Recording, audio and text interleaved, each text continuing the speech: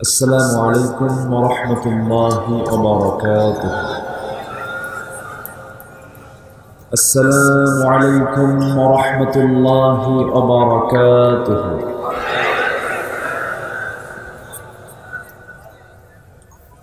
إن الحمد لله الأكرم الذي خلق الإنسان وكرم وعلمه من البيان ما لم يعلم، فسبحان الذي لا يحصى امتنانه باللسان ولا بالقلم.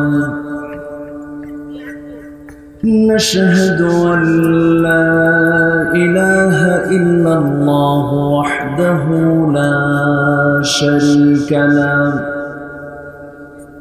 ونشهد أن سيدنا وحبيبنا ومولانا محمدا عبده ورسوله الذي أرسله بالحق بشيرا ونذيرا وداعيا إلى الله بإذنه وسراجا وقمرا منيرا. فقد قال الله تعالى في كلامه المجيد وفرقانه الحميد: أعوذ بالله من الشيطان الرجيم.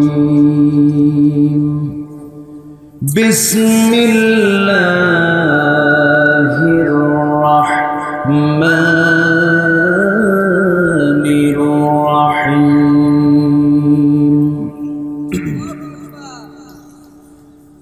والذين يجتنبون كبائر الإثم والفواحش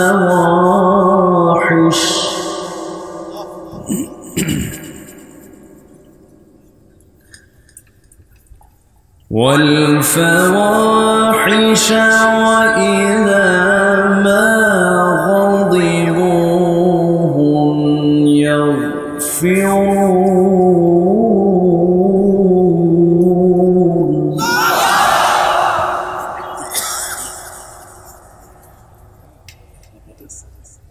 والذين استجابوا لربهم وأقاموا الصلاة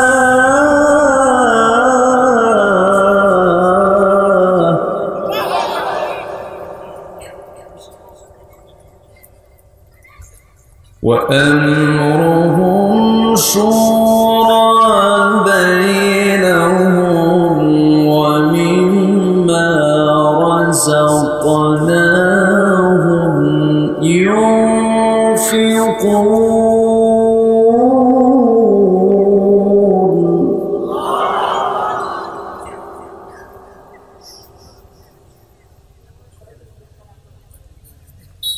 والذين إذا أصابهم البغي هم ينتصرون.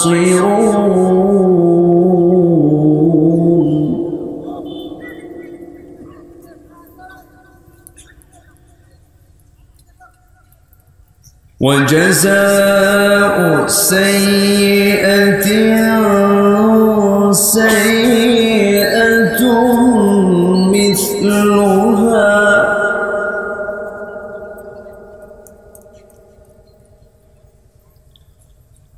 فمن عفا وأصلح فأجره على الله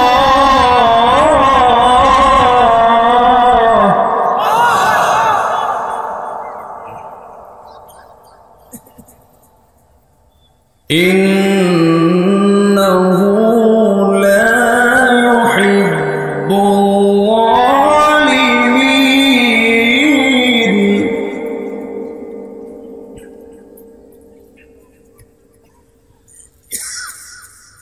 الله أكبر بسم الله الرحمن الرحيم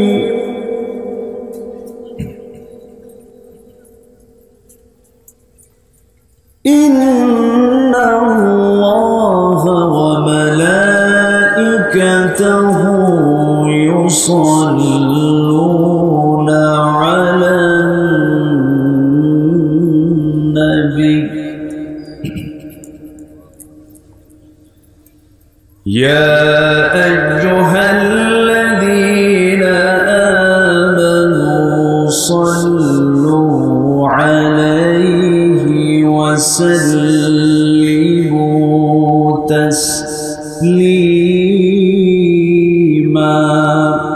اللهم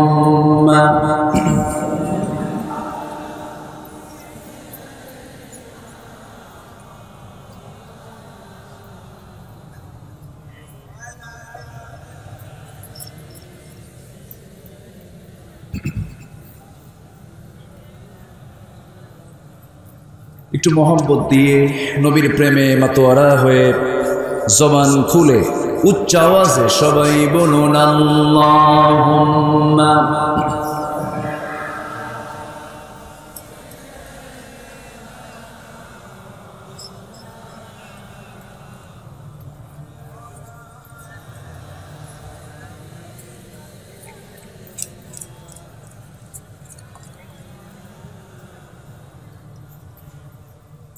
रसूल हमारा लो आशा रसूल हमार भालो बाशा रसूल हमार प्रेम बिरहेर मूल आलोचना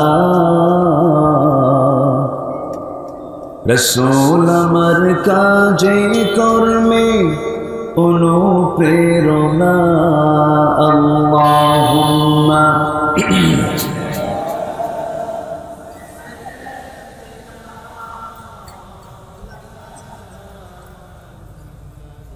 وعلى آله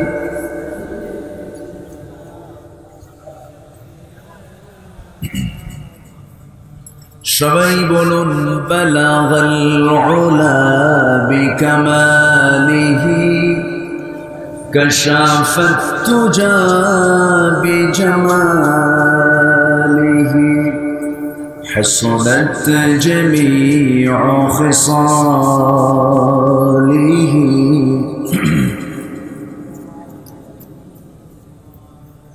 مشرق حب محمد مطلع دیوان ما مطلع خورشید سقاس سینه سوزان ما بلغ العلا كشف التجى بجماله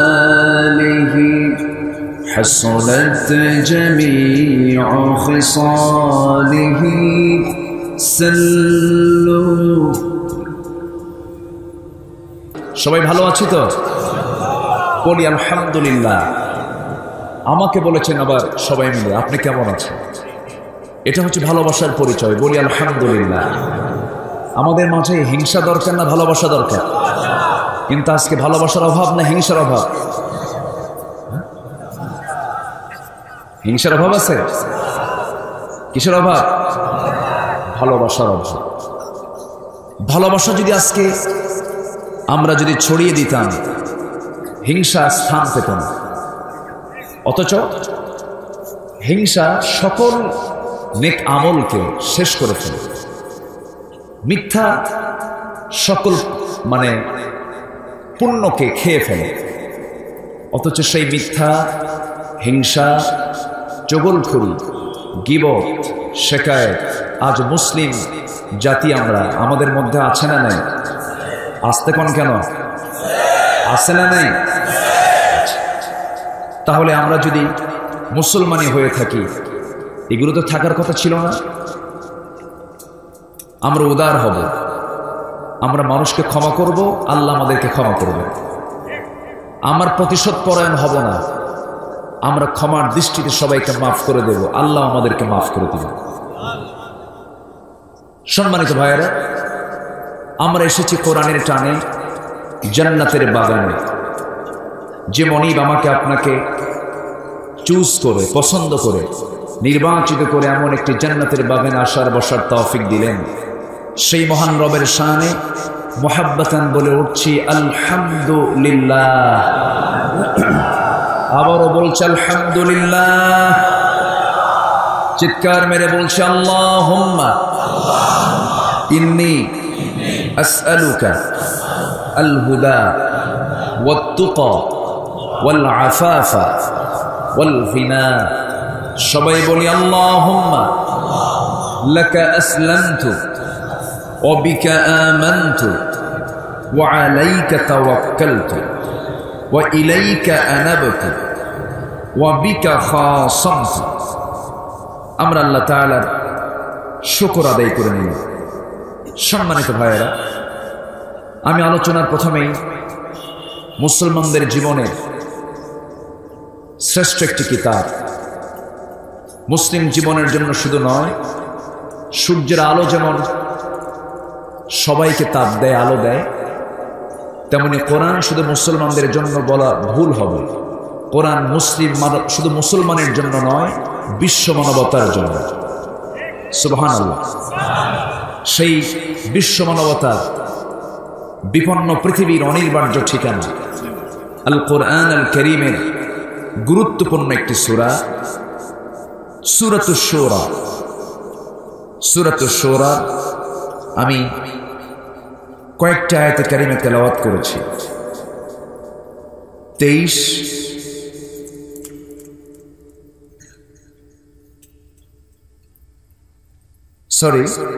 কোরআনে কারীমের আমি সূরা শুরা 27, 28, 29 এবং 30 এই কয়েকটা আয়াত আমি তেলাওয়াত করেছি। 37, 38, 39 এবং 40 এই চারটি আয়াত আমি তেলাওয়াত করেছি। এই চারটি আয়াতকে সামনে রেখে আমি কিছু কথা বলবো। জোরে বলি ইনশাআল্লাহ, জোরে বলি ইনশাআল্লাহ। আমি যে দেখলাম এই চোখ কে দিয়েছেন, এই চোখের আবার জ্যোতি আবার কমায় দেন কে? বয়স যত বাড়ে চোখের জ্যোতি তত বাড়ে না কমে? কমে যায়। চামড়া টাইট হয় না ঢিল হয়? ঢিল হয়ে যায়। আমার চোখে পড়ছিল না, বারবার দেখতেছিলাম, ছোট্ট তো দেখা যাচ্ছিল না। সম্মানিত ভাইয়েরা, সূরা শুরা, শুরা মানে হলো পরামর্শ। শুরা মানে কি? যে কাজে পরামর্শ নাই সেই কাজে বরকত আছে? আসতে বলবেন না আছে?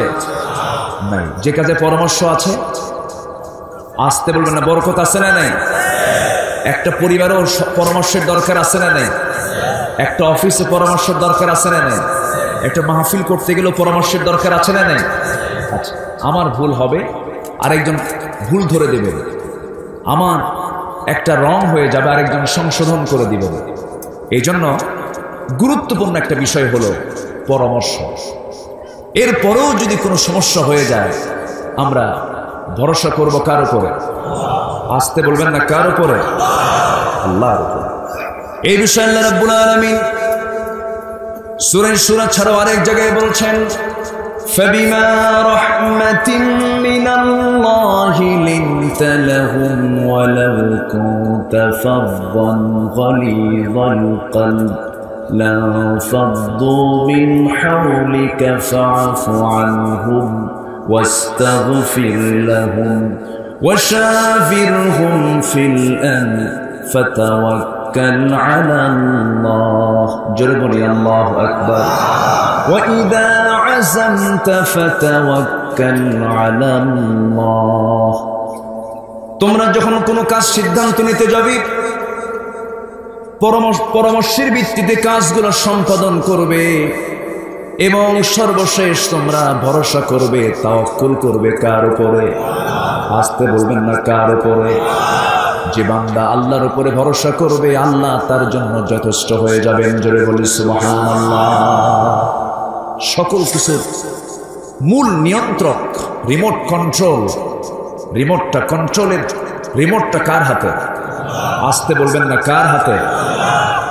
মাইকের সাউন্ডটা এক পর্যায়ে রাখেন, একভাবে রাখেন, যেন আপনার কান এবং আমার কানটা যেন সুন্দরভাবে শুনতে পারে।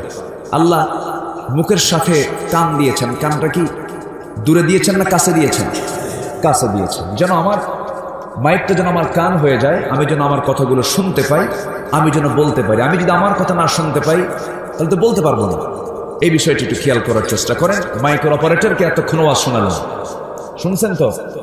আচ্ছা, সম্মানিত ভাই, আসুন তাহলে আমরা সূরা ধরেছি। কিসের সূরা বলেন?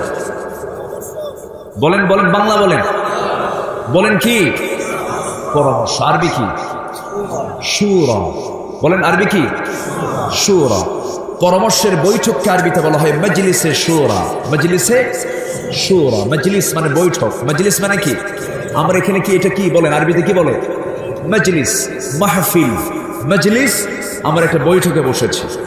সম্মানিত ভাই, তাহলে আমার আল্লাহ যখন আদমকে পৃথিবীতে পাঠাবেন, তিনি কি ফেরেশতাদের সঙ্গে পরামর্শ করেছিলেন? হ্যাঁ, করেছিলেন। আল্লাহর কি দরকার? আল্লাহর তো দরকার ছিল না,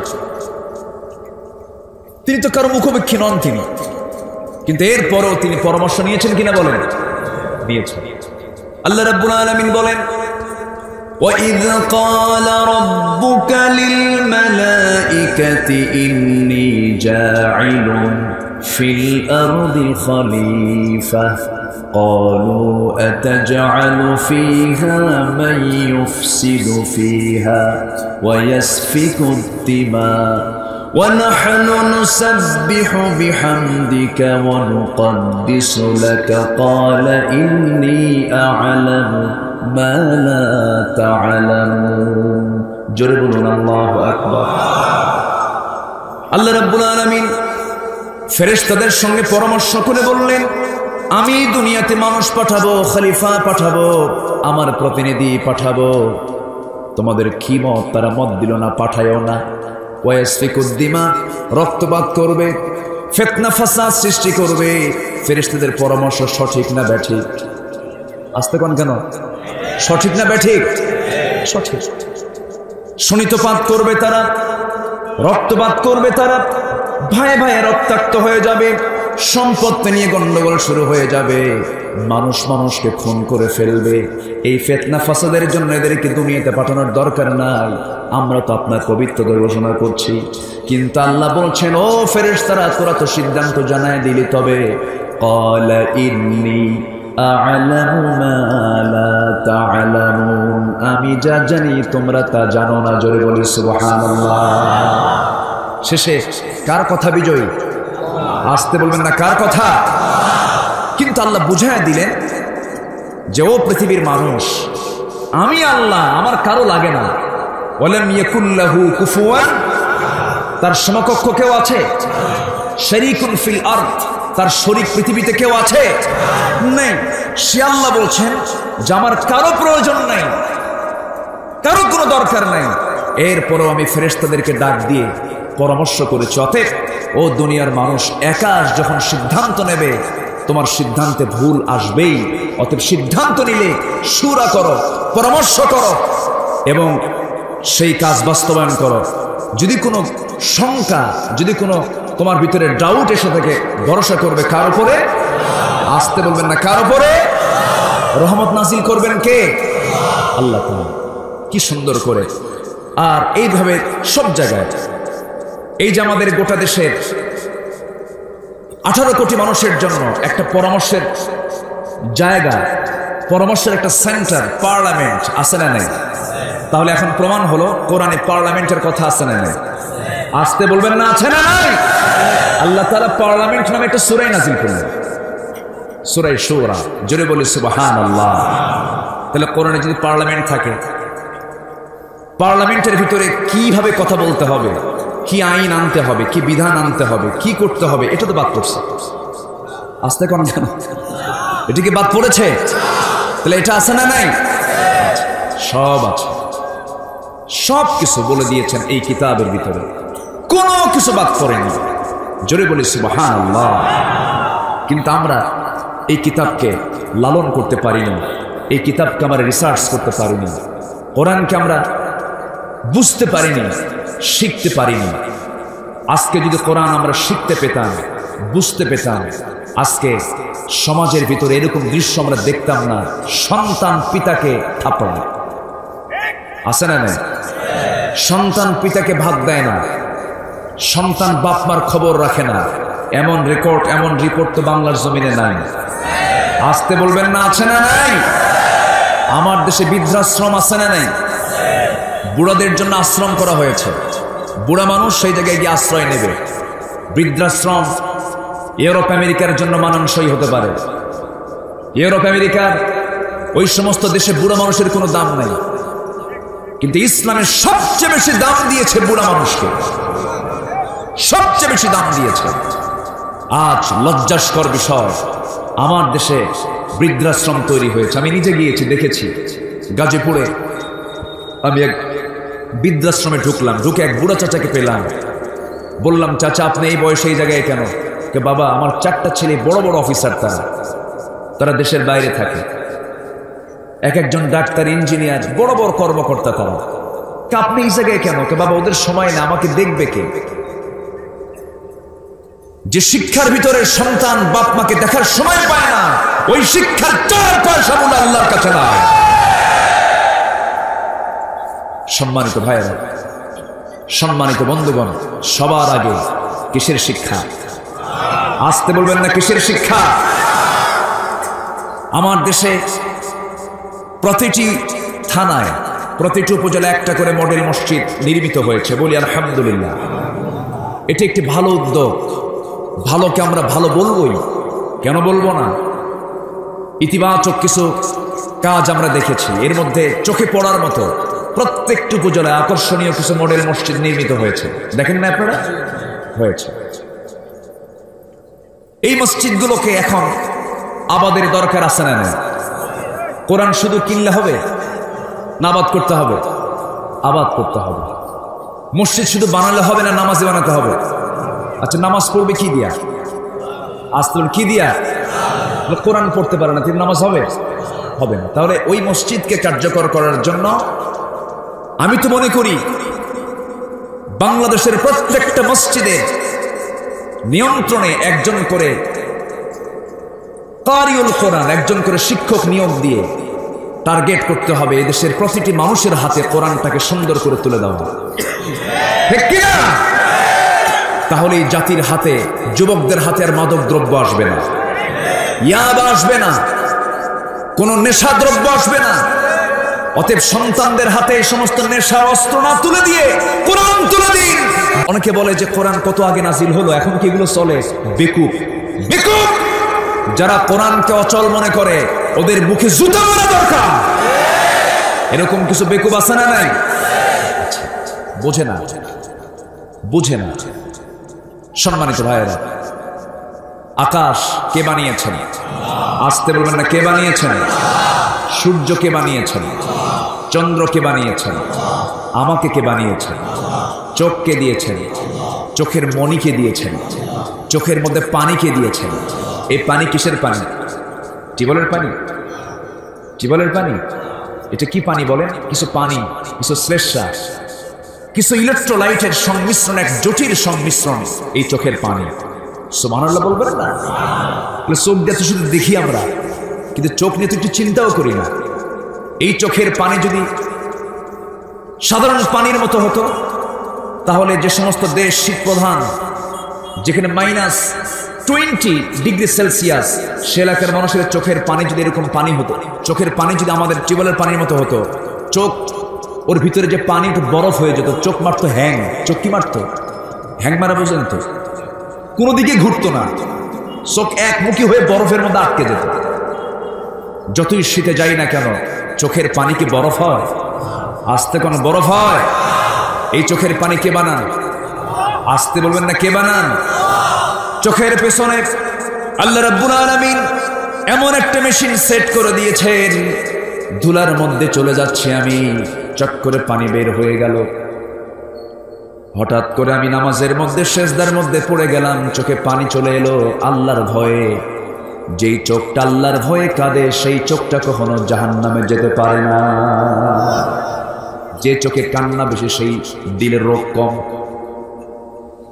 যেই চোখে কান্না বেশি সেই দিলের ভিতরে কোনো রোগ আসবে না। আমরা কাঁদবো কার জন্য বলেন? আসতে বলবেন না, কার জন্য কাঁদবো? আল্লাহর জন্য কাঁদবো। দুইটা চোখ কখনো জাহান্নামে যাবে না। দুই প্রকারের চোখ কখনো জাহান্নামে স্পর্শ করবে না। এক চোখ হলো যে আল্লাহর ভয়ে কাঁদে, আর একটা চোখ হলো যে সীমান্ত পাহারা দিয়া দেশের স্বাধীনতার সার্বভৌমত্ব যে টিকে রাখে। জোরে বলি সুবহানাল্লাহ। কিন্তু ঈমান থাকতে হবে। কি থাকতে হবে? ঈমান থাকতে হবে। সবার আগে ঈমান লাগবে। ঈমান ছাড়া সব কিছু অচল হয়ে যাবে, কারণ ভালো কাজগুলো সমস্ত নিষ্ফল হয়ে যাবে। আবু তালেবের ভালো কাজ ছিল কি ছিল না বলেন? আবু তালেব নবীর পক্ষের মানুষ না বিপক্ষের মানুষ? কিন্তু লোকটা মুমিন না কাফের? বলেন মুমিন না কাফের? আমার নবীর পক্ষের মানুষ। নবীর জন্য যে লোক হেঁটেছেন, আমার পূর্বের আলোচক সুন্দর করে ইতিহাসটা টেনেছেন। আমার নবীকে সাপোর্ট দিতে গিয়ে আবু তালেব অনেক অত্যাচারের সম্মুখীন হয়েছেন। এত ভালো কাজ নবীর পক্ষে সারা জীবন করে যাওয়ার পরেও লোকটা জান্নাতি না জাহান্নামী? জাহান্নামে কেন? কি নাই? আসতে বলবেন না, কি নাই? ঈমান হলো মূল। ঈমানটা থাকতে হবে। ঈমানটাকে লালন করতে হবে। ঈমানটা লালন না করলে পরে আমার আপনার কোনো কাজগুলো কোনো ফলে আসবে না। আমি অপশনাল সাবজেক্টে আমি 100তে 100 পেয়েছি, অতিরিক্ত সাবজেক্টে কিন্তু কম্পালসারি আবশ্যিক সাবজেক্টে আমি পাইছি 0। পাস হবে নাকি? পাস হবে না। ঈমান থাকতে হবে আমার আগে। আগে কি থাকতে হবে? ঈমান থাকতে হবে। আমার দেশে অনেক মুসলিম কাফের আছে, আছে না? মুসলমান পরিচয়, মুসলিম পরিচয়, কিন্তু অনেক কাফের আমার দেশে আছে না নাই? আসতে বলবেন না, আছে না নাই? যারা ধর্মকে দূরে রাখতে চায়, এরকম লোক আছে না নাই? বলে ধর্ম চলবে না, সব জায়গায় ধর্ম খাটানো যাবে না। যেই জায়গায় ধর্ম নাই সেই জায়গায় শয়তান, ঠিক কিনা?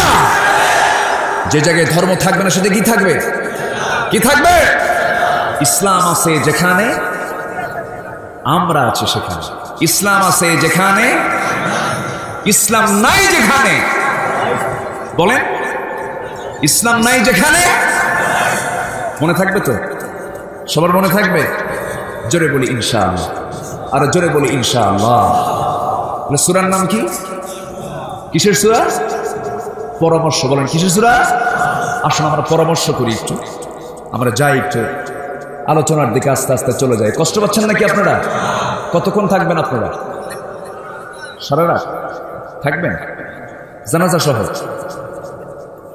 এতক্ষণ কথা বলতে পারবো আমি? আচ্ছা, দেখা যাক আপনাদের এই যে একটা তামান্না, আল্লাহ কবুল করুন। জোরে বলি আল্লাহুম্মা আমিন। সম্মানিত ভাইয়েরা, খুব ভালো আপনারা।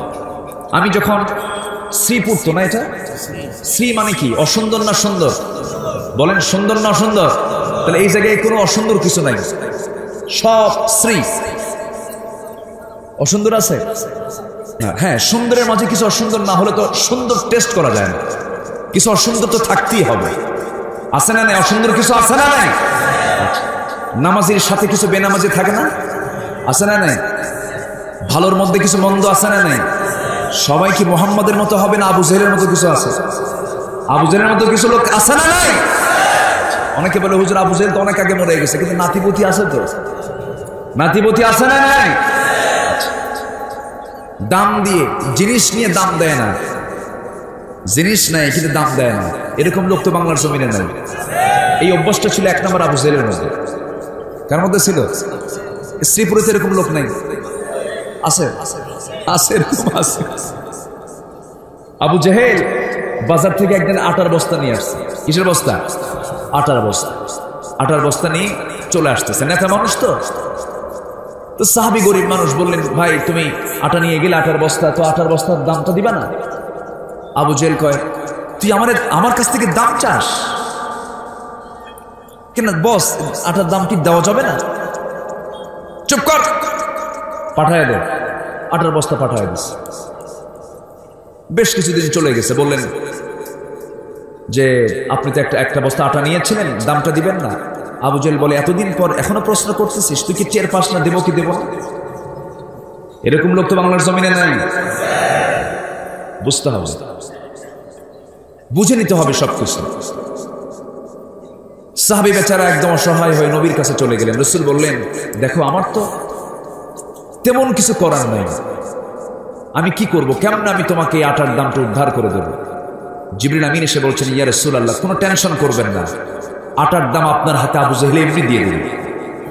একটু আস্তে কারণ সুবহানাল্লাহ। আলোচনা শুনতে কষ্ট হচ্ছে আপনাদের? এমনি দিয়ে দেবে আপনাকে, শুধু যাবেন, সামনে দাঁড়াবেন, এমনি হাজির করে দেবে সব টাকা। ঠেলার নাম কি? বাবাজি, একটু লম্বা কথা, শুনতে কষ্ট হবে না তো আপনাদের? জোরে বলি ইনশাআল্লাহ। সূরার নাম কি? আশ-শুরা। সূরার নাম আশ-শুরা। আল্লাহ রাব্বুল আলামিন বলেন, والذين يجتنبون كبائر الإثم والفواحش وإذا ما غضبوا هم يغفرون. جربون الله أكبر. والذين استجابوا لربهم وأقاموا الصلاة وأمرهم شورى بينهم ومما رزقناهم ينفقون. جربون الله أكبر. আল্লাহ রাব্বুল আলামিন সুন্দর করে বলছেন, যে সমস্ত বান্দাগুলো বড় বড় পাপ থেকে নিজেকে গুটিয়ে রাখবে, বড় বড় পাপ আর ছোট পাপ কিছু আছে না নাই? ছোট পাপগুলোকে আল্লাহ রাব্বুল আলামিন দেখবেন না, বান্দাকে এমনি মাফ করে দিবেন। একটু আস্তে কোন সুবহানাল্লাহ। ছোট পাপকে আল্লাহ দেখবেনই না। আরেক জায়গায় কথাটা আসছে, বালা মান কাসাবা সাইয়্যাতান ওয়া আহাতাত বিহি খাতিআতুহু উলাইকা আসহাবুন নার হুম ফিহা খালিদুন। জোরে বলুন আল্লাহু আকবার। আরেক জায়গায় বলছেন, ইন তাজতানিবু কাবাইরা মা তুনহাউনা আনহু নুকাফির আনকুম সাইয়্যাতিকুম ওয়া নুদখিলকুম মুদখালান কারীমা।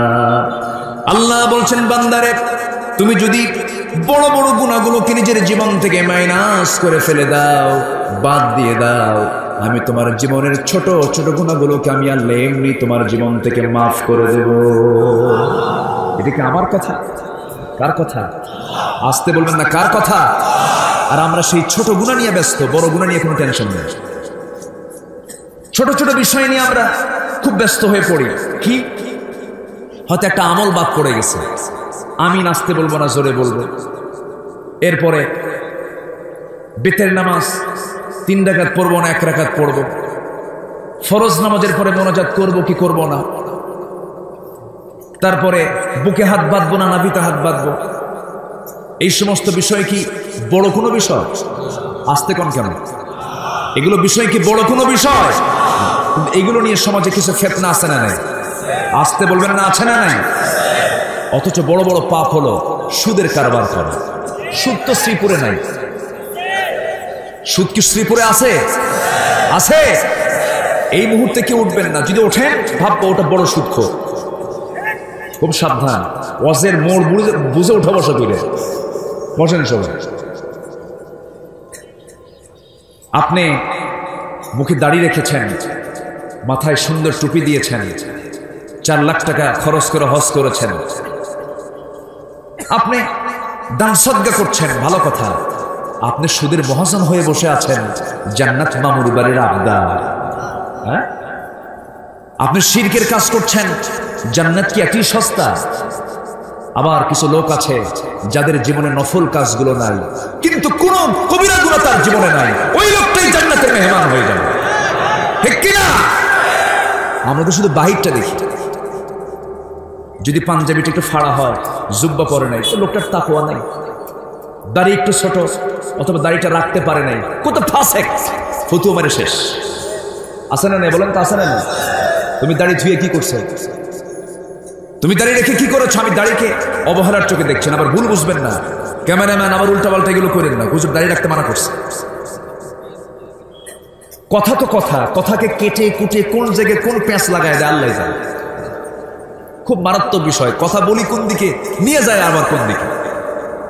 আমি দাড়িকে ইনকার করছি না, আমার নবীজির মুখে দাড়ি ছিল, দাড়ি রাখা ওয়াজিব। দাড়ি রাখা কি ওয়াজিব, সুন্নাত না।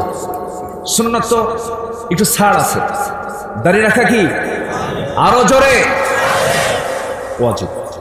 কিন্তু দাড়ি না রাখলে কি মুশরিক হবে? আসতে কোন কেন? দাড়ি যদি কেউ না রাখে সে কি মুশরিক হবে? মুশরিক হবে না। তাহলে মুশরিক এর যে গুনাহ আর দাড়ি না রাখার গুনাহ একরকম না, তফাৎ আছে। তফাৎ আছে না নাই? আচ্ছা, মারাত্মক মারাত্মক গুনাহগুলো হচ্ছে সুদের কারবার চলছে, জিনার কারবার চলছে, ইয়াবার ব্যবসা করে। ইয়াবার কিসের ব্যবসা? উনি হজ করেন, কোটি কোটি টাকা কামাই করে। কক্সবাজারের মাহফিল ছিল, আমি তাকে দেখলাম, উনি হাজী সাহেব, শুনলাম বাইদি ভাই উনি এগুলোর কারবার করেন। আমি তাকে বললাম ডাইরেক্ট যে আপনি এগুলো করেন কেন? হুজুর এটা তো আমার ব্যবসা, আমি খাই না, আমার পরিবারের কেউ খায় না, আমি জনগণকে একটু খাওয়াই। বুঝতেছেন কি আমার কথা? বুঝতেছেন? তাহলে এই চিন্তা মাথায় নিয়ে, মাথায় টুপি দিয়া হজ কইরা কোনো লাভ হবে? আসতে বলবেন না, হবে? হবে না। আমার বডি সুন্দর, চেহারা সুন্দর, সব কিছু সুন্দর, কিন্তু হার্ট আমার নাই, আমি মূল্যহীন। যেই দেহে হার্ট থাকবে না তার কোনো মূল্য থাকবে না। সুন্দর যদি আপনি কি করবেন? কিন্তু দেহটা কঙ্কালসার, গায়ে তেমন গোশত নাই, কিছুই নাই, চেহারা সৌন্দর্য নাই, কিন্তু হার্ট আছে, তার মূল্য আছে না নাই? আসতে বলবেন না, আছে না নাই? ফরজ বিষয়গুলো আগে থাকতে হবে, এরপরে আমরা ওয়াজিবের দিকে চলে যাব, এরপরে আমরা সুন্নতের দিকে চলে যাব। সুন্নত নফল নিয়ে আমরা টানাটানি করতে গিয়ে ফরজগুলোকে আমরা হারায় ফেলছি। আজ এগুলো করা যাবে না। আল্লাহ বলছেন বান্দারে, বড় বড় গুনাহগুলোকে তুমি যদি ছেড়ে দিতে পারো, ছোট ছোট গুনার দিকে আমি আল্লাহ নজরই দেব না। কি কথা দেখেন! আর আমরা ছোট ছোট গুনাহ নিয়ে, ছোট ছোট বিষয় না আমরা নাচানাচি করি। শিরকের কাজ করা যাবে না, বেদাতের কোনো কাজ করা যাবে না। আবার ভুল বুঝবেন, শিরকের কাজ বলতে কি কাজ কি বোঝা যায়? একটু লম্বা কথা, একটু লম্বা সময় নিয়ে বলতে হবে। আমার বন্ধুগণ, শিরক এমন একটা গুনার নাম, কোন বান্দা শিরক কখন করে ফেলছে সে নিজেও টের পায় না। একটা পিঁপড়া হাঁটলে কি পিঁপড়ার হাঁটার আওয়াজ কি কানে আসে নাকি? কানে আসে না। একটা মানুষ জীবনে কখন শিরকের কাজ করে ফেলেছে সে নিজেও টের পায় না। আমার বন্ধুগণ, তবে হ্যাঁ, শিরকের মধ্যে কিছু তফাৎ আছে, শিরকের মধ্যে কিছু ক্লাস আছে। এর মধ্যে সবচেয়ে বড় শিরক হলো শিরক বিজ্জাত, আল্লাহর জাতের সঙ্গে শিরক করা। আমাকে খাওয়ান কে? আসতে বল, আমাকে খাওয়ান কে? কালকে কি খাবো? আমার কোনো টাকা পয়সা নাই, আমার জীবন শেষ, কি করে চলবো আমি? এই কথার মধ্যে শিরকের গন্ধ আছে না নাই? আসতে বলবেন না, আছে না নাই? চাকরি নাই, কি করব? শেষ হয়ে গেলাম, শিরক আছে না নাই?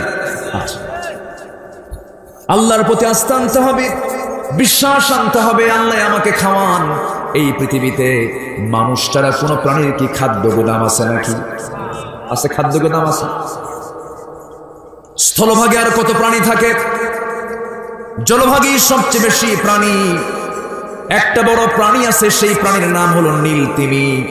তিমি মাছের নাম সবাই শুনছেন নাকি? তিমি মাছের নাম শুনছেন? সবাই শুনেছেন তো? দেখছেন সবাই? সবাই দেখেন না, কারণ এই তিমি তো আর খাওয়া যায় না, এই মাছ তো আর বাজারে ওঠে না। এই তিমিটা এত বড়, এর এত শক্তি, 1700 হর্স পাওয়ার। সে বড় বড় জাহাজকে তার পিছনের অংশ দিয়ে আটকিয়ে ফেলে, আটকায় দেয়, জাহাজ সামনের দিকে যেতে পারে না। আল্লাহু আকবার বলবেন না? সেই তিমির একটা ওজন হচ্ছে, একটা নীল তিমির ওজন হলো 120 টন। সুবহানাল্লাহ।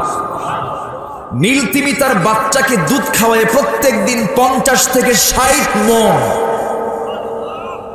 আরেকটু আসতে কোন সুবহানাল্লাহ। দুধ মনে হয় কম হয়ে গেছে নাকি? 50 থেকে 60 মণ দুধ খাওয়ায় নীল তিমি তার বাচ্চাগুলোকে, একটা বাচ্চাকে খাওয়ায়। অথচ সেই তিমি মাছের জন্য কোনো খাদ্য গোদাম আছে? খাদ্য গোদাম আছে? কোনো পাখি তার নিট থেকে, তার বাসা থেকে যখন সকালবেলা বের হয়, সে কি ভরা পেটে না খালি পেটে বের হয়? সন্ধ্যায় যখন আসে তার কি কোনো খাবার ফাঁকা থাকে? পেট ফাঁকা থাকে? ভরা পেটে চলে আসে। তার কি কোনো খাদ্য গোদাম আছে? এই পৃথিবীর কোনো প্রাণীর ভিতরে খাদ্যের কোনো সংকট নাই। কোন জলভাগে যান, স্থলভাগে যান, কোথাও কোনো খাদ্যের সংকট নাই। কিন্তু আমাদের মধ্যে খাদ্যের সংকট আছে না নাই? আসতে কোন কেন? খাদ্যের সংকট আছে না নাই? সংকট আছে বলেই পণ্য সামগ্রীর দাম কমছে না বাড়ছে? বেড়েছে, এটাই তো বাস্তব। গোটা পৃথিবীর দিকে আপনি তাকান, আজকের এই আধুনিক দুনিয়ায় যারা আমরা সভ্য দুনিয়া বলছি, কিসের সভ্য দুনিয়া? অসভ্য দুনিয়া বললেও ভুল হবে না, কারণ জঙ্গলের জীবজন্তুর গায়ে, তাদের দেহে কোনো কাপড় চোপড় আল্লাহ রাব্বুল আলামিন দেন নাই। আল্লাহ প্রত্যেকটা জীবজন্তুর জন্য পোশাক দেন নাই, তাদেরকে স্থায়ী পোশাক কিছু দিয়ে দিয়েছেন। কিন্তু আল্লাহ মানুষকে যে পোশাক দিয়েছেন, এই পোশাকটা আজকে দুনিয়ার অধিকাংশ দেশে পোশাককে মেয়েরা গায়ে দেয় না, গায়ে দেয় না। গায়ে কি আছে কাপড়? তাহলে সভ্য না অসভ্য? আসতে কোন কেন? সভ্য না অসভ্য? অসভ্য। আবার এর মাঝেও কিছু ভালো মানুষ আছে, এর মাঝেও কিছু ভালো মানুষ আছে। হোয়াইট হাউসে বড় একজন কর্মকর্তা মহিলা, হোয়াইট হাউস, আমেরিকার হোয়াইট হাউস, হিজাব পরে তিনি অফিস করেন। তাকে প্রশ্ন করা হলো, আপনি হিজাব পরে আপনি অফিস করেন, সবাই চলে একরকম, আপনি চলেন ভিন্ন রকম। তিনি জবাবে বলছেন, বনের জঙ্গলের পশুর গায়ে পোশাক থাকে না, মানুষের গায়ে পোশাক থাকবে, এটাই হলো সভ্যতা। আজকে গোটা দুনিয়ার অধিকাংশ নারীর গায়ে পোশাক আছে? আসতে বলবেন না পোশাক আছে? মাগুরার নিউ মার্কেটে আপনি যদি রমজান মাসে ঢোকেন, পুরুষ পাবেন বেশি না মহিলা পাবেন বেশি? রমজান মাসের কথা বলতেছি, কিন্তু পুরুষ না মহিলা বেশি? আচ্ছা, রমজান মাসের বরকতে গেছে নাকি? বরকতে যায়। আচ্ছা, সেই মহিলার ভিতরে বোরকা বেশি না বোরকা কম? বোরকা ছাড়া না বোরকাওয়ালা? বোরকা ছাড়াই বেশি। কার মেয়ে, কার বউ, কার মা? নিজের বিবেককে আমরা একটু প্রশ্ন করে দেখি। ওরা বেহায়া হয়ে ঘুরে, আর আমাদের খেতাব হয় আমরা দায়ুস। আমরা কি দায়ুস? কিন্তু ওরা না, আমরা দায়ুস। আর দায়ুস লা ইয়াদখুলুল জান্নাহ। ওরা বেহায়া হয়ে ঘুরবে, আর আল্লাহ বলছেন দায়ুস তোরা, তোরা জান্নাত পাবি না। আমরা জান্নাত পাবো না ওদের কারণে। তাহলে ওদেরকে দেখার দায়িত্ব, মাদের, বোনদের, মেয়েদের, স্ত্রীকে দেখার দায়িত্ব আমাদের আছে না নাই? আসতে বলবেন না আছে না নাই? আমরা দেখবো। জোরে বলি ইনশাআল্লাহ, আর জোরে বলি ইনশাআল্লাহ। তাহলে তিমিকে খাওয়ান কে? আসতে বলুন, তিমিকে কে খাওয়ান? পাখি ওড়ে, কে খাওয়ান? এই যে ছোট্ট ছোট পোকাগুলো ঘোরে, একে বানাইছেন কে? রিজিকের দায়িত্ব কার? পরান কে? খাওয়ান কে? আমাকেও কে চালান? অতএব আমার কোনো টেনশন করার কথা? আমি টেনশন করি, কেমনে চলবো আমি শেষ, আছে না? তখন এটা কি হয়ে গেল? শিরিক হয়ে গেল।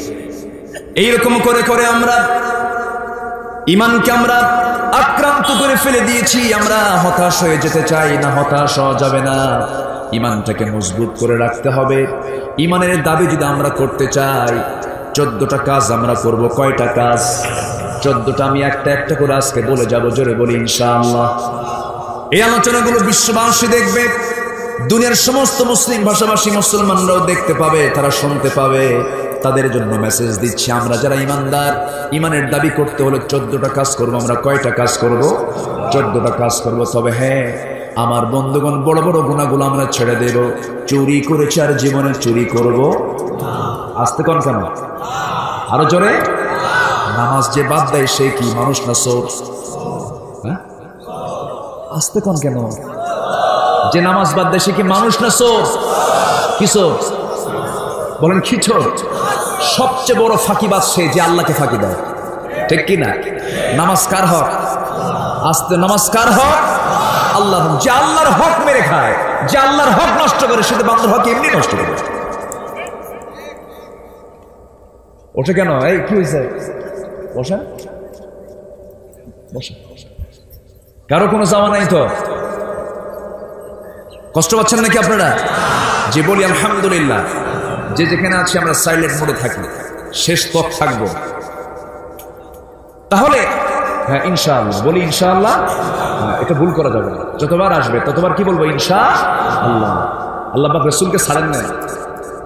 প্রশ্ন করা হয়েছিল, হে রাসূল, আসহাবে কাহাফ কারা? যুলকারনাইনকে তিনটা প্রশ্ন করা হয়েছিল। রূহটা কি? সূরা কাহাফের মধ্যে এসেছে। আমি গতকালকে সূরা কাহাফের তাফসীর করেছি আরেক জায়গায়, আজকে সূরা সূরা ধরেছি। তো এই তিনটা প্রশ্ন করা হলে রাসূল বললেন এটার জবাব আমি আগামীকালকে দেব, কিন্তু ইনশাআল্লাহ বলতে ভুলে গেছে। আল্লাহ ছাড়েন না। পরের দিন আর ওহী নাযিল হয়। আল্লাহু আকবার। একদিন চলে যায়, দুদিন চলে যায়, 3 দিন 4 দিন চলে গেল, 2টা সপ্তাহ চলে যায়, কোনো জবাব আসে না। আল্লাহর পক্ষ থেকে ওহী নাযিল হলো, ওয়ালা তাকুলান্না লিশাইইন ইন্নী ফাইলুন যালিকা গাদান ইল্লা আইয়াশা আল্লাহ। জোরে বলুন আল্লাহু আকবার। হে রাসূল, আপনি কোনো কাজ করতে গেলে, কোনো কাজের সিদ্ধান্ত নিতে গেলে আপনি শুধু বলবেন না আগামী কালকে করবো আমি, এটা না, সঙ্গে সঙ্গে বলবেন কি? আরো জোরে, আরো জোরে। সম্মানিত ভাইয়েরা, এই দেশের স্বাধীনতা এসেছে ইনশাআল্লাহ শব্দের মধ্য দিয়ে। আসতে বলবেন না, জোরে বলুন ঠিক কিনা? এদেশের স্বাধীনতা অর্জন হয়েছে ইনশাআল্লাহ শব্দের মধ্য দিয়া। 7 মার্চের ঐতিহাসিক ভাষণে যে বক্তব্য ফুটে উঠেছিল তার সর্বশেষ বাক্য ছিল, শব্দ ছিল, এই দেশের মানুষকে মুক্ত করে ছাড়ব।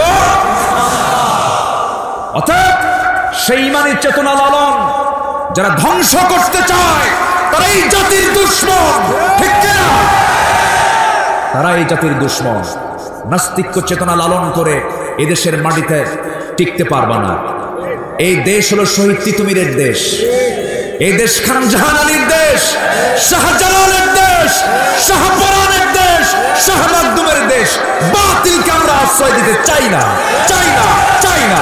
রাজি আছেন কারা কারা? হাত উঁচু করে দেখান।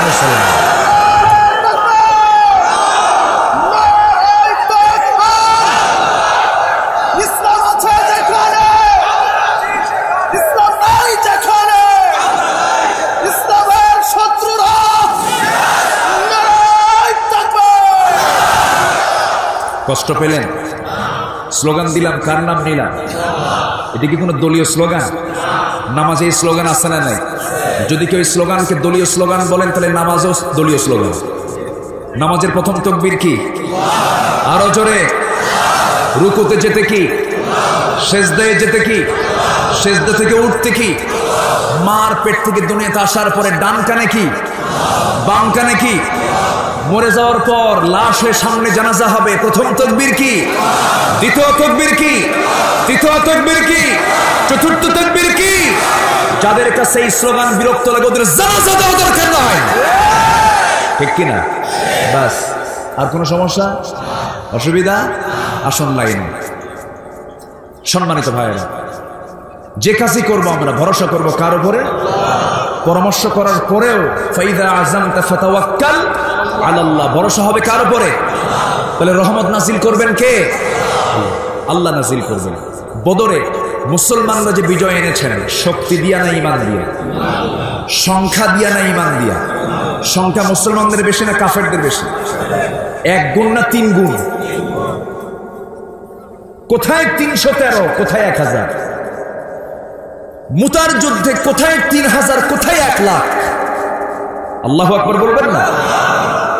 কল্পনাই করা যায় না। মুতার প্রান্তরে রাসূল পাঠাবেন, সেনাবাহিনী রেডি করছেন। কারা কারা আছো যাবে? সবাইকে ডাক দিলেন। সামনে 3000 সাহাবী। কত হাজার? রাসূল একসঙ্গে বক্তব্য দিয়েছেন 100 লক্ষ সাহাবীর সামনে। সুবহানাল্লাহ বলবেন না? সামনে ছিল কত লক্ষ সাহাবী? 1,25,000 সাহাবীর সামনে রাসূল বক্তৃতা দিয়েছেন। মানে মানে ডাইরেক্ট বক্তব্য দিয়েছেন। 3000 সাহাবীর সামনে দাঁড়ানো, বললেন রোমান সম্রাট হেরাক্লিয়াস, রোমদের বিরুদ্ধে মোকাবেলা হবে। কাদের বিরুদ্ধে? তৎকালীন গোটা পৃথিবীর সুপার পাওয়ার ছিল। এখন যেরকম ইউরোপ, আমেরিকা, ইংল্যান্ড, ব্রিটেন এবং আমেরিকা পরাশক্তি, গোটা পৃথিবীর সুপার পাওয়ার। সেই সময় ছিল পারস্য এবং রোম, এই দুটো ছিল সুপার পাওয়ার। সেই রমকরা নবীর বিরুদ্ধে বাহিনী পাঠায় দিয়েছে। রাসূল বললেন, কে আছো, কারা কারা যুদ্ধে যেতে রাজি আছো? ওরা 1 লক্ষ সৈন্য পাঠিয়ে দিয়েছে। 3000 সাহাবী সামনে দাঁড়ানো। তাদের কি গায়ের জোর না ইমানের জোর? কিসের জোর বলেন? ইমানের জোর। 3000 সাহাবীর সামনে দাঁড়ানো। রাসূল তিন পতন নীরব পরিবেশ, সবাই চুপচাপ আছে। হঠাৎ করে রাসূল ডাক দিচ্ছেন, যায়েদ এদিকে আসো। ডাক দিলেন, লাব্বাইক ইয়া রাসূলুল্লাহ। এখানে দাঁড়াও। দাঁড়াইছে। জাফর এইদিকে আসো। লাব্বাইক ইয়া রাসূলুল্লাহ। আব্দুল্লাহ বিন রাওহা এইদিকে আসো। দাঁড়ায় দিচ্ছেন। সাহাবায়ে কেরামকে বলেন, সাহাবীরা, আমি যায়েদ বিন হারিসকে মুতার যুদ্ধের 1 নম্বর সেনাপতি বানালাম। সাহাবীরা বললেন, ইয়া রাসূলুল্লাহ, আমরা মেনে নিলাম। 2 নম্বর বানালাম জাফর বিন আবু তালিবকে। সবাই তখন চায় আছে, সেনাপতি তো কয়জন হয়? আসতে বলবেন না, কয়জন হয়? একজন। 3 নম্বর বানালাম আব্দুল্লাহ বিন রাওহাকে। আমার নবীজি বললেন, শোনো সাহাবীরা, সাধারণভাবে সেনাপতির দায়িত্ব একজন পালন করে থাকেন, সেনাপতি একজন হয়ে থাকে, কিন্তু আমি তোমাদেরকে জানিয়ে দিচ্ছি, আমার যায়েদ যদি শহীদ হয়ে যায়, পরবর্তী দায়িত্ব পালন করবে আমার চাচাতো ভাই জাফর। আমার চাচাতো ভাই জাফর যদি শহীদ হয়ে যায়, তারপরের দায়িত্ব পালন করবে আব্দুল্লাহ বিন রাওহা। এরপরে সেও যদি শহীদ হয়ে যায়, তোমাদের মধ্যে একজন তোমরা সেনাপতি নিযুক্ত করে নিবা। এই 3 জনের মুখে হাসির ঝিলিক। রাসূল যেহেতু বলেছেন শহীদ যদি হয়ে যায়, মানে আমরা শহীদ হয়ে যাব, কোনো সন্দেহ নাই, আমরা মৃত্যুবরণ করে আল্লাহর জান্নাতে চলে যাব। এই 3 জন দারুণ খুশি। কিন্তু পিছন থেকে হঠাৎ করে কিছুক্ষণ পর মুনাফিকরা এসে বলছে, যায়েদ যায়ও না যুদ্ধে, তুমি কিন্তু মরবা। এরকম মুনাফিক এখনো আছে না নাই? জাফর বিন আবু তালিবকে বলা হলো একই কথা, কিন্তু কোন মুনাফিকি চাল তাদেরকে কখনো দুর্বল করতে পারে নাই। আমার নবীজি 3 জনকে আস্তে করে ডাক দিয়ে রাসূল কেঁদে ফেললেন। রাসূল তো জানতে পেরেছেন, বুঝতে পেরে জানিয়ে দিয়েছেন কে? আল্লাহ। রাসূল বলছেন, যায়েদ রে, আমার কলিজার টুকরা পলক পুত্র যায়েদ, তুমি তোমার পরিবারের কাছ থেকে বিদায় নিয়ে আসো, যাও। তিনি বলছেন, ইয়া রাসূলুল্লাহ, আমি আর কার থেকে বিদায় নেব?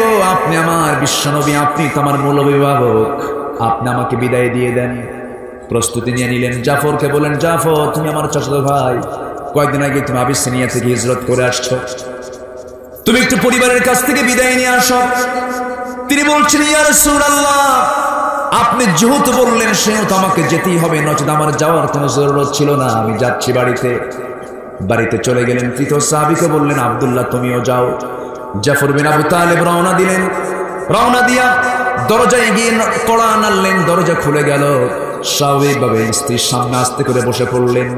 ডাক দিয়ে বলছেন, স্ত্রী, আমার জন্য তুমি দোয়া করো, আমি মুতার যুদ্ধে যাচ্ছি, আমি যেন শহীদ হয়ে আল্লাহর জান্নাতে ইসলাম কায়েমের জন্য আপনি অবশ্যই মুজাহিদের ভূমিকা পালন করবেন। তবে আজকে আপনার জন্য এই দোয়াটা করব না, কারণ সন্তানগুলো ছোট্ট 2টা বাচ্চা, আপনি যদি দুনিয়া থেকে বিদায় হয়ে যান, সন্তানগুলো এতিম হয়ে যাবে। এই জন্য আমি দোয়া করি, আল্লাহ রাব্বুল আলামিন মুতার যুদ্ধ থেকে আল্লাহ পাক আপনাকে গাজী করে ফিরে আনুন। এই কথা বলার সঙ্গে সঙ্গে জাফর কোমরে ছিল কোষবদ্ধ তরবারি, কোষ মুক্ত করে উঁচু করে তরবারি ধরে স্ত্রীর হাতটা বাম হাতে টেনে ধরে তরবারির উল্টা দিক দিয়ে হাতে আঘাত করলেন। আর আঘাত করে বলছেন, স্ত্রী, তরবারির আঘাত করলাম, তোমার হাতকে কাটছে নাকি? না, কাটে নাই। কেন কাটলো না? উল্টা করে মেরেছেন, এর জন্য কাটে নাই। সঙ্গে সঙ্গে জাফর বলছেন, ও আমার স্ত্রী, তুমি আজকে আমার জন্য যত দোয়া করবে সমস্ত দোয়াগুলো উল্টা হয়ে যাবে, কারণ আমি নিশ্চিত আমি শহীদ হয়ে যাব, আমার নাকের মধ্যে আমি জান্নাতের গন্ধ পেতেছি, আমি শহীদ হয়ে যাব, আমার জন্য দোয়া করো, কারণ আমার আগে একজন সেনাপতি, পরে একজন সেনাপতি, মাঝখানে আমি যে শহীদ হব কোনো সন্দেহ নাই। এই কথা বলে সন্তান দুটোকে 2 উরুতে রেখে চুম্বন করলেন, আদর করলেন, শেষ আদর দিয়ে দিলেন। সন্তানকে রেখে স্ত্রীর মায়া জাল ত্যাগ করে সব কিছু বর্জন করে তিনি সেখান থেকে রওনা করলেন। দৌড় মেরে যাচ্ছেন। পিছন থেকে বাচ্চাগুলো বারবার আব্বা আব্বা বলে চিৎকার করে ডাকতেছে। ইতিহাস বলে একটা বারের জন্য তিনি পিছনের দিকে ফিরে তাকান নাই। এটার নাম ঈমান। এটার নাম কি? আরো জোরে, এটার নাম কি? ঈমান। চলে গেলেন তিনি যুদ্ধের ময়দানে। আব্দুল্লাহ বিন রাওহা দুপুরবেলা বিয়ে করেছেন, বিয়ে সম্পূর্ণ হয়েছে দুপুরবেলা। বাড়িতে মেহমান ভরা মানুষ, রাত্রিবেলা স্ত্রী সহবাস হবে, যুদ্ধের ডাক বিকালবেলা তিনি পেয়েছেন। আস্তে করে বাড়িতে আসলেন, দরজায় কড়া নাড়লেন, কড়া নেড়ে দরজার শিকলটা বাহির থেকে লাগায় দিয়ে বলছেন, স্ত্রী দরজায় কান লাগাও, দরজা খোলার দরকার নাই, তুমি ঘরের মধ্যেই থাকো, আমি বাইরে থাকি। তোমার কাছ থেকে আজকে আমি চিরদিনের মতো বিদায় নেওয়ার জন্য এসেছি, আমার জন্য দোয়া করে রাসূল আমাকে সেনাপতি বানিয়ে দিয়েছেন, আমি যেন মুতার যুদ্ধে যুদ্ধ করে শহীদ হয়ে আল্লাহর জান্নাতে যেন যেতে পারি। স্ত্রী বলছেন, আমার স্বামী গো, দুপুরবেলা বিয়ে হলো, সন্ধ্যাবেলা আপনি আমার কাছ থেকে চিরদিনের মতো বিদায় নিচ্ছেন, ভালো কথা, কিন্তু আপনি যে আমার স্বামী, আপনাকে একটু ভালো করে দেখলামও না, আপনি কি আমাকে দেখার কিছু সুযোগ দিবেন না? একটা বারের জন্য দেখে নেই, অন্তত হাসরের ময়দানে যেন আমি আপনাকে স্বামী হিসেবে চিনতে পারি। এই কথা শোনার সঙ্গে সঙ্গে আব্দুল্লাহ বিন রাওহা বলছেন, আমার স্ত্রী, আমি যদি তোমার জীবনের একমাত্র স্বামী হিসেবে থাকতেই পারি, তুমি যদি জীবন আর বিয়ে না বসতে পারো, তুমি যদি আমাকে স্মরণ করতে পারো, তোমার কোনো চিন্তা নাই, হাসরের ময়দানে আমার তোমার মাঝে পরিচয় করার দায়িত্ব আমার আল্লাহ তাআলা নিজে নিয়ে নিবে। আব্দুল্লাহ সেখান থেকে পিঠ ঘোরায় নিলেন, দেহটা ঘোরায় নিলেন। আব্দুল্লাহ বিন রাওহা যুদ্ধে চলে গেলেন। যায়েদ বিন হারিস শাহাদাত বরণ করলেন। কালিমার ঝান্ডা জাফর বিন আবু তালেব হাতে তুলে নিলেন। জাফর বিন আবু তালেব দুনিয়া থেকে বিদায় নিলেন। আব্দুল্লাহ বিন রাওহা তিনি কালিমার ঝান্ডা হাতের মধ্যে তুলে নিলেন। দেখা গেল কাফেররা আব্দুল্লাহ বিন রাওহার ডান হাতে মেরে দিয়েছে, বাম হাতে কালিমার ঝান্ডা নিয়েছেন, বাম হাতে কেটে ফেলে দিয়েছি। দুই বাহু দিয়ে চট করে মুখের মধ্যে কালিমার ঝান্ডা, কালিমার পতাকা তিনি মুখে কামড় মেরে ধরেছেন। কাফেররা তার গর্দানটা উড়ায় দিয়েছে। তিনি দুনিয়া থেকে বিদায় নিয়েছেন। চতুর্থ সেনাপতি খালিদ বিন ওয়ালিদ দূর থেকে দেখছেন কে যেন কালিমা উঁচু করে ধরে রেখেছে। কাছে গিয়ে দেখেন কেউ না, খালিদ বিন ওয়ালিদের মুখের মধ্যে আল্লাহর কালিমার পতাকা আকাশমুখী হয়ে আছে। জোরে বলে সুবহানাল্লাহ, আরো জোরে বলে সুবহানাল্লাহ। আমার ভাইয়েরা, খালিদ বিন ওয়ালিদ করলেন কি? সেই সময় খালিদ বিন ওয়ালিদের হাতটা ওই কালিমার ঝান্ডাতে যখন রাখলেন, হাতের মধ্যে তিনি তুলে নেবেন কালিমার ঝান্ডা, এমন সময় ওই শহীদ আব্দুল্লাহ বিন রাওহা তিনি কামড় মেরে ধরে আছেন। সহজে কামড় মেরে যে কালিমার ঝান্ডা ধরে আছেন বের হয়ে আসতেছে না, সোজা মাথা সহ চলে আসে। কানের মধ্যে মুখ ঢুকিয়ে জাফর বিন আবু তালিব বলছেন, আব্দুল্লাহ বিন রাওহা, আমি হলাম মুতার যুদ্ধের পরবর্তী সেনাপতি, মুখটা ফাঁকা হয়ে গেছে। কালিমার ঝান্ডা হাতের মধ্যে নিলেন। কালিমার ঝান্ডা হাতের মধ্যে নিয়ে 3000 সৈন্য নিয়ে খালিদ বিন ওয়ালিদ 1 লক্ষ সৈন্যের বিরুদ্ধে এবার মোকাবেলায় নামবেন। কি করলেন? গোটা মুসলিম সৈনিকদেরকে কয়েকটা ভাগে ভাগ করলেন। কালিমার ঝান্ডা হাতের মধ্যে নিয়ে খালিদ বিন ওয়ালিদ একজন একা মিলে ওই যুদ্ধের ময়দানে তিনি 8টা তরবারি ভেঙে চুরমার করে দিলেন। চুরমার করে মুসলমানদের বিজয়ের পতাকা তিনি ছিনিয়ে আনলেন। মুসলমানদের বিজয় নিশ্চিত করে খালিদ বিন ওয়ালিদ যখন মদিনার দিকে রওনা করলেন, মদিনার দিকে রওনা করে মদিনার কাছাকাছি যখন পৌঁছলেন, নবীজি নাই সেই সময় চলে গেছেন জাফর বিন আবু তালিব রাদিয়াল্লাহু আনহুর বাড়িতে গিয়ে আস্তে করে বসে আছেন। 2টা ছোট্ট বাচ্চা সন্তানকে কোলের মধ্যে নিয়ে বসে আছেন। এমন সময় ওই সাহাবীর স্ত্রী বলছেন, ইয়া রাসূলুল্লাহ, আমার স্বামী তো যুদ্ধে চলে গেছেন, তার অবস্থাটা কি? আমার নবীজি কাঁদেন আর বলছেন, ওরে জাফরের স্ত্রী, আমার জাফর তো আর দুনিয়াতে বেঁচে নাই, জান্নাতুল ফেরদাউসের মেহমান হয়ে গেছে। ওরে আব্দুল্লাহ বিন রাওহার স্ত্রী, আমার আব্দুল্লাহ জান্নাতের পাখি হয়ে জান্নাতের মধ্যে উড়ে বেড়াতেছে। যায়েদ বিন হারিস নবীজির পালক পুত্র ওসামাকে কোলের মধ্যে নিলেন, ছোট্ট বাচ্চা ওসামা রাদিয়াল্লাহু আনহুকে কোলের মধ্যে নিয়ে বলছেন, ও ওসামার মা, ও যায়েদ বিন হারিসের মা, আমার যায়েদ তো আর দুনিয়াতে নাই, আমি দেখতে পাচ্ছি জান্নাতের পাখি হয়ে জান্নাতের মধ্যে উড়ে বেড়াতেছে। আমার নবীজি কাঁদতেছেন, তাদের জন্য দোয়া করতেছেন। এমন সময় ওই বিজয়ী হয়ে সাহাবীরা যখন মদিনার দিকে ঢুকতেছিলেন, নবীজির কাছে চলে আসলেন। নবীজির কাছে আসার পর নবীজি বিজয় না পরাজয় সমস্ত বিষয়ে কোনো প্রশ্ন না করে খালিদ বিন ওয়ালিদকে সামনে লক্ষ্য করে বলছেন, খালিদ, কি হয়েছে জানি না, যুদ্ধের ময়দানে কি করেছো আল্লাহ তো উত্তম জানেন। তবে আমার একটা প্রশ্ন, সেই প্রশ্ন হলো মুতার যুদ্ধে যে যুদ্ধ তোমরা করেছো, সেই যুদ্ধের মধ্যে কি নামাজ কি কাজা হয়েছে নাকি, নামাজ কি ঠিক মতো পড়ছো নাকি? সাহাবা কেরাম বলেন, ইয়া রাসূলুল্লাহ, নামাজও পড়েছি, জিহাদের ময়দানে যুদ্ধ করেছি। জোরে করেন সুবহানাল্লাহ। নামাজের গুরুত্ব আছে না নাই? তাহলে সবচেয়ে বড় চোর কে? বলেন কোন চোর? কোন চোর? সাহাবীরা জিহাদের ময়দানে এত জটিল জায়গায় যাওয়ার পরেও ঘোড়ার পিঠে বসে নামাজ আদায় করেছে, নামাজ বলেন না। আর আমরা চার আসরে বসে নামাজের কথা ভুলে যাই, আমরা একটু আড্ডা দিদিনে নামাজ ভুলে যাই। না, সবার আগে কার হক? আসতে বলবেন না কার হক? আসতে বলবেন না কার হক? আল্লাহর হক আমরা আদায় করবো। জোরে বলি ইনশাআল্লাহ, আর জোরে বলি ইনশাআল্লাহ। কষ্ট পাচ্ছেন আপনারা? আলোচনা চালিয়ে যাই। আটার দাম কে দেয় নাই? আটার দাম তুলবেন না? জোরে বলি ইনশাআল্লাহ। জি।